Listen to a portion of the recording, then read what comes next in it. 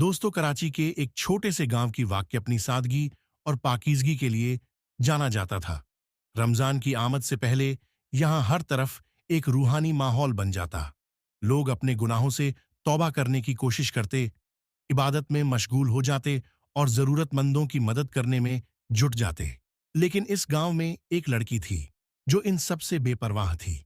आयशा, 18 साल की खूबसूरत और दौलतमंद लड़की जो खुद को गांव की सबसे आला और बेहतर इंसान समझती थी। उसके बाल रेशमी, आंखें समुंदर की तरह गहरी और चेहरा चांद जैसा था। लेकिन जितनी खूबसूरत वह थी, उतना ही उसका दिल बेरहम था। आयशा अपने हुस्न और दौलत पर इतना घमंड करती थी कि उसे किसी और की कोई परवाह नहीं थी। गांव की गरीब औरतें जब अपने बच्चों के लिए मदद मांगतीं, तो वह हंसकर कहती, अल्लाह ने मुझे खूबसूरती और दौलत दी है क्योंकि मैं खास हूं। तुम्हारी तरह गरीब होना तो नसीब वालों की बदनसीबी होती है। वह अक्सर अपनी माँ की नाफरमानी करती।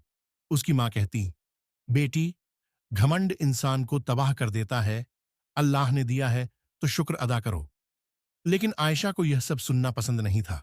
रमजान से पहले की एक रात, जब पूरा गांव मस्जिद में तरावीह पढ़ने में मशगूल था, आयशा अपने घर में आईने के सामने खड़ी अपने हुस्न को निहार रही थी। तभी बाहर से एक बूढ़ा फकीर गुजरा। उसके कपड़े फटे हुए थे और चेहरा भूख से पीला पड़ चुका था। बेटी, अल्लाह के नाम पर कुछ दे दो। रमजान आ रहा है, भूख से जान जा रही है। लेकिन आयशा ने हंसते हुए कहा, अल्लाह अगर तुम्हें भूखा रख रहा है तो मेरी दौलत क्यों मांग रहे हो? जाओ, किसी और के दरवाजे पर भीख मांगो। वह ठहाका मारकर हंस पड़ी, लेकिन फकीर की आंखों में एक गहरा सन्नाटा था।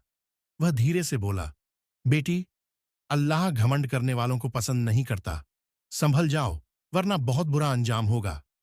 आयशा ने मजाक उड़ाते हुए कहा, अरे बाबा, अल्लाह मुझे सजा क्यों देगा? मैं उसकी सबसे खूबसूरत बंदी हूं।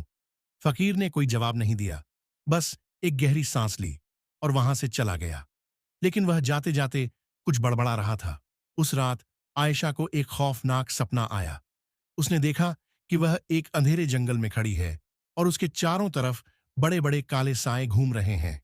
उसकी अपनी परछाई उससे अलग हो गई थी और वह उससे बात कर रही थी।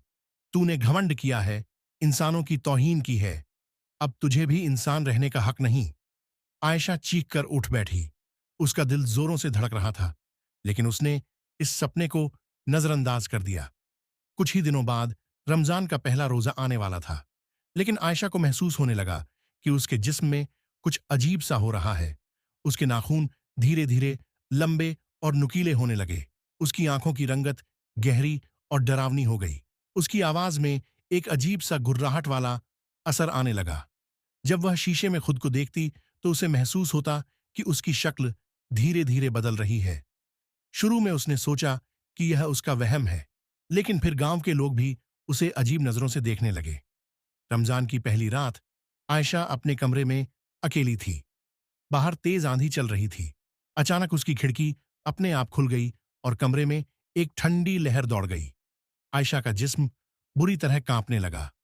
उसकी उंगलियां मुड़ने लगीं, उसके दांत नुकीले हो गए और उसकी चीखें पूरे गांव में गूंजने लगीं। उसकी मां ने दरवाजा तोड़ने की कोशिश की, लेकिन जब दरवाजा खुला तो कमरे में आयशा नहीं थी, बल्कि एक डरावना जानवर खड़ा था। बड़े बड़े नुकीले दांत, चमकती हुई भूरी आंखें और उसके जिस्म पर मोटा खुरदरा फर। उसके नाखून धीरे धीरे लंबे और नुकीले होने लगे। उसकी आंखों की रंगत गहरी और डरावनी हो गई। उसकी आवाज में एक अजीब सा गुर्राहट वाला असर आने लगा। जब वह शीशे में खुद को देखती तो उसे महसूस होता कि उसकी शक्ल धीरे धीरे बदल रही है। शुरू में उसने सोचा कि यह उसका वहम है, लेकिन फिर गांव के लोग भी उसे अजीब नजरों से देखने लगे। रमजान की पहली रात आयशा अपने कमरे में अकेली थी। बाहर तेज आंधी चल रही थी। अचानक उसकी खिड़की अपने आप खुल गई और कमरे में एक ठंडी लहर दौड़ गई। आयशा का जिस्म बुरी तरह कांपने लगा। उसकी उंगलियां मुड़ने लगीं, उसके दांत नुकीले हो गए और उसकी चीखें पूरे गांव में गूंजने लगीं।